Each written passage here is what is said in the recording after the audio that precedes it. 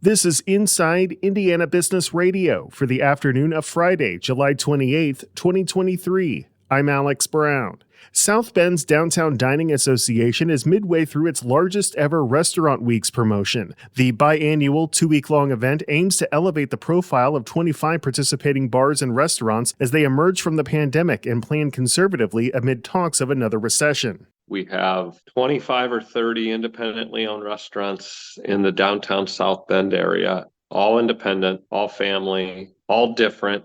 The most diverse choices available in our marketplace are in downtown South Bend. And so this is, we think, a great way to showcase that downtown South Bend is the dining mecca, the dining destination for our region. Navari Hospitality Group owner Kurt Janowski said he hopes the event brings in people who don't normally come to downtown to see its vibrancy.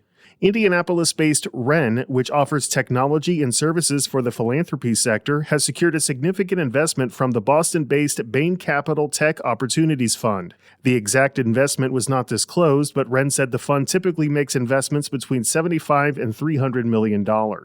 The Mitch Daniels Leadership Foundation said today that former Indiana Commissioner for Higher Education Teresa Lubbers will receive the Daniels Prize Award this fall. The award is given to Hoosiers whose life's work has, quote, lifted the state to a new plane of thought, aspiration, expectation, and action. From the number one source for Indiana business news, this is Inside Indiana Business Radio. For 25 years, we've had the honor of telling the story of Indiana business. More than 1,300 shows, 8,000 interviews. We've traveled from Valparaiso to Versailles, Fort Wayne to Fort Branch, and everywhere in between. And we are just getting started.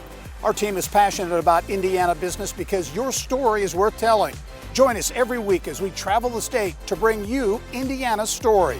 Inside Indiana Business, 25 years and counting.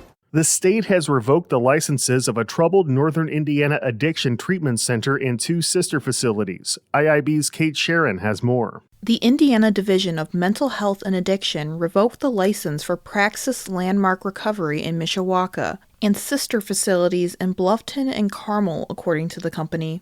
The action comes after authorities said 3 men have died at the Mishawaka Center since July 4th, and another man was revived with multiple doses of Narcan. Landmark Recovery then announced it would not accept new patients until it could confirm that all staff meets the company's high standards. The St. Joseph County Police Department had asked state regulators to investigate the 160-bed facility and revoke its license.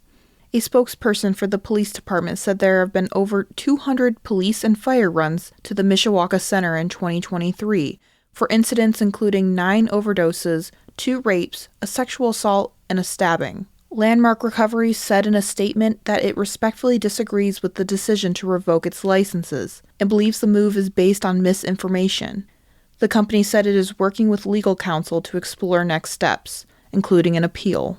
Kate Sharon, Inside Indiana Business Radio. Margaret Mary Health in Batesville yesterday announced plans for a new hospital as part of an expanded health and wellness campus. The not-for-profit health system is investing $115 million in the project, which represents the first phase of the expansion. The nearly 124,000 square foot replacement hospital will include expanded surgical capabilities, improved patient privacy, easier navigation, and improved technology. Construction is slated to begin in the spring of 2024 and take about 2 years to complete. Margaret Mary Health employs nearly 800 people across its entire footprint and said no new direct jobs will be created with the new facility. Details on future phases of the expansion have not been determined. The national Barbenheimer craze not only spelled a resurgence for a film industry some thought to be dying, but has inspired record foot traffic and box office success for 2 high-profile films. Last weekend's release of Barbie and Oppenheimer illuminated a major reason why people desire to return to the theater, says IU cinema director and professor Alicia Cosma. It's not just great marketing for the films, it's great marketing for the theaters. It's great exposure for the theaters to have new audiences come in and say, oh, actually, I love it here. one of the reasons we still have movie theaters in general is because people like watching movies with other people. She said big name releases can also provide a financial boost for independent theaters that typically rely on concessions to make their money.